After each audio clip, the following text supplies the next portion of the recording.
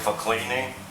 Just remove the 3 clips, remove the door,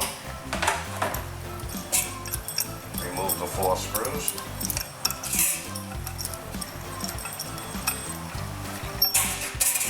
remove the backing plate,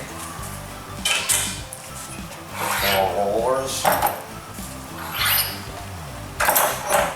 and the screen. When you're juicing, don't let the peel that is crumbling build up past the bottom of the roller. Otherwise, juice will get inside here and get into the machine. With the T-handle wrench provided, undo the 3 acorn nuts and remove the cabinet and go to the sink. Do not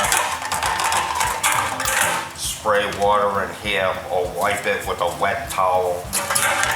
Water will run down on the shaft and eventually work its way into the machine.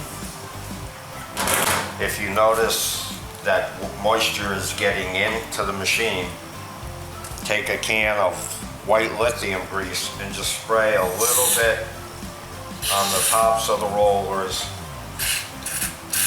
and put it back together and turn the machine on. It will pull it in and help get some of the moisture out. But if you're emptying the peel that gets into the bottom of the pan and not spraying water in it, water should not get in here. If water is getting into the machine and you're getting like a black grease coming out of the bottom, that's not a good thing. You'll be wearing out the bearings and it will void the warranty. Check us out at Juicernet and profit while promoting health.